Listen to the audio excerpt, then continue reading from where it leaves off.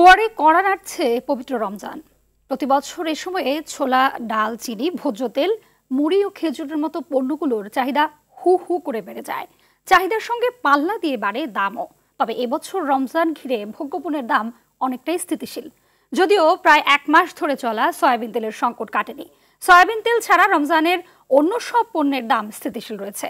ছোলা বিক্রি হচ্ছে 105 থেকে 110 টাকা কেজি দরে। খেসারির ডাল 110 থেকে 120 টাকা ও মসুর ডাল 120 থেকে 130 টাকা কেজি দরে বিক্রি হচ্ছে।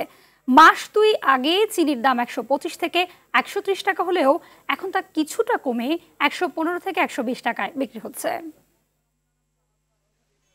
বাজারে তেলের ঘাটতি, ছোলার দাম আগের তুলনায় ঠিকই আছে, আর আদার্স জিনিসগুলো কিছুটা কমছে, কিছুটা একটু বাড়ছে।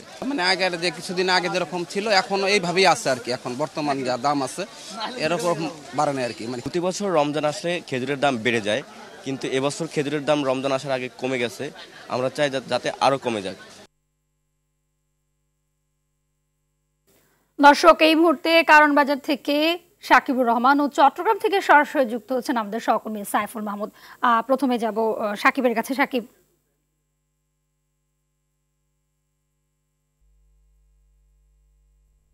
সাকিব, জানাবেন যে রমজানের আগে বাজার পরিস্থিতি কতটা স্থিতিশীল দেখছেন এবং ভোজ্য তেলের সংকট নিয়ে ব্যবসায়ীরা কি বলছেন, বিস্তারিত কি তথ্য রয়েছে আপনার কাছে?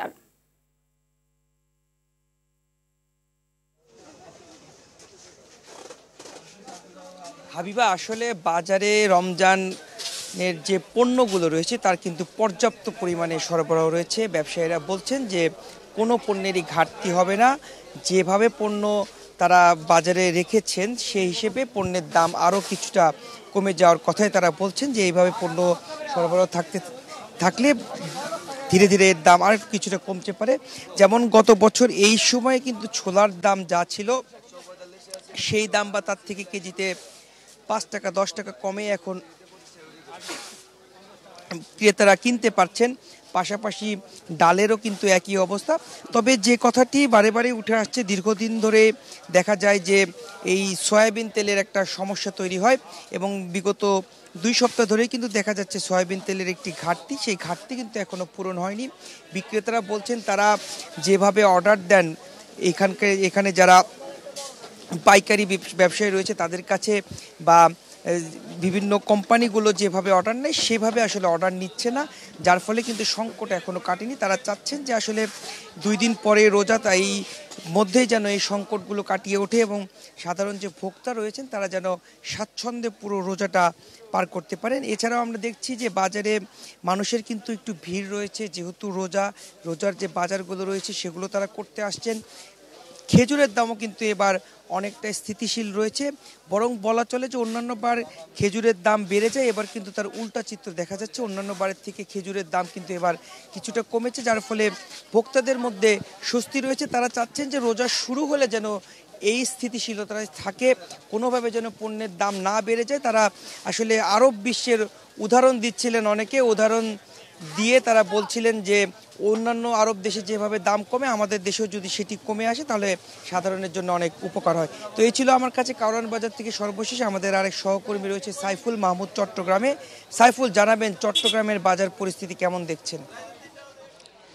জি সাকিব, আপনাকে ধন্যবাদ। আমি কিন্তু এই মুহূর্তে দাঁড়িয়ে আছি দেশের সবচেয়ে বড় ভোগ্যপণ্যের বাজার খাতুনগঞ্জে। আমি যদি আসলে বলে থাকি অন্যান্য বছরের তুলনায় এই বছর কিন্তু আসলে খাতুনগঞ্জে বেশ কিছু নিত্য প্রয়োজনীয় ভোগ্যপণ্যের দাম কিন্তু কমেছে। যদিও তেল নিয়ে কিন্তু সংকট এখনো রয়ে গেছে, তেল নিয়ে কিন্তু কোনো ধরনের আসলে ব্যবস্থা হয়নি। যদি বলে থাকি আসলে চট্টগ্রামের বাজারগুলিতে কিন্তু এই যে প্রয়োজনীয় ভোগ্যপণ্য সেগুলি কিন্তু কমতে শুরু করেছে। আমি একটু আসলে জানিয়ে রেখে এখানকার ব্যবসায়ীদের সাথে আমরা কথা বলে যেটা জানলাম, আসলে বর্তমান বাজারে কিন্তু সয়াবিন তেলের যথেষ্ট সংকট থাকলেও বেশিরভাগ নিত্য প্রয়োজনীয় ভোগ্যপণ্যের দাম কিন্তু নিম্নমুখী, এমন চিত্র খাতুনগঞ্জের বাজারে দেখা গেছে। এবং কিন্তু এই ধরনের চিত্র এর আগে কিন্তু বেশ কয়েক বছর দেখা যায়নি। এখানকার খাতুনগঞ্জের ব্যবসায়ীরা জানিয়েছেন সরকারের পক্ষ থেকে আসলে অন্তর্বর্তী সরকারের পক্ষ থেকে যখন আসলে শুল্ক কমিয়েছেন তখন থেকে কিন্তু আসলে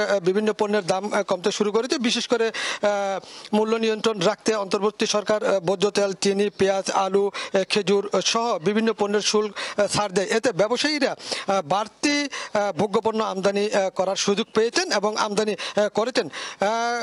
গত 4 মাসে 17 রকমের ভোগ্যপণ্য আমদানি করেছেন।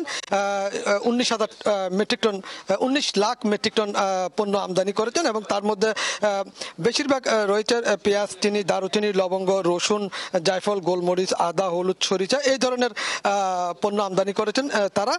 তবে খাতুনগঞ্জের অধিকাংশ ব্যবসায়ীরা আসলে কিন্তু এই মুহূর্তে ক্রেতা পাচ্ছেন না বলে তারা জানিয়েছেন এবং একই সাথে রমজানের সবচেয়ে যেটি গুরুত্বপূর্ণ বিষয় সেটি হচ্ছে ছোলার অন্যান্য বছরের তুলনায় এবছর ছোলাতে দাম কমেছে 8 থেকে 10 টাকা পকার বেঁধে এবং তারা জানিয়েছেন তবে আরো কমতে পারে বলে তারা জানিয়েছেন। তবে আমরা অনেক ক্রেতাদের সাথে কথা বললাম, তারা জানিয়েছেন তারা কিন্তু সন্তুষ্ট, যেহেতু আসলে অন্যান্য বছরের তুলনায় এই বছর অনেকটা নিয়ন্ত্রণের মধ্যে রয়েছে এবং তারা প্রত্যাশা করছেন সামনে যে রমজানগুলো আছে, আগামী পরশু থেকে হয়তো রমজান শুরু হবে, এরপরেই তারা চাচ্ছেন আসলে এই পুরো রমজানে তারা যাতে এই বাজার নিয়ন্ত্রণ যাতে ঠিক থাকে এবং এইভাবে যদি থাকে তাহলে কিন্তু তারা সন্তুষ্টি প্রকাশ করবেন বলে তারা জানিয়েছেন যে এখানকার যারা সাধারণ ক্রেতা আছে তারা। হাবিবে, এই ছিল বাজার পরিস্থিতি নিয়ে খাতুনগঞ্জ থেকে আমার কাছে সর্বশেষ তথ্য। জি, সাইফুল মাহমুদ এবং সাকিবুর রহমান, আপনাদের দুজনকে ধন্যবাদ।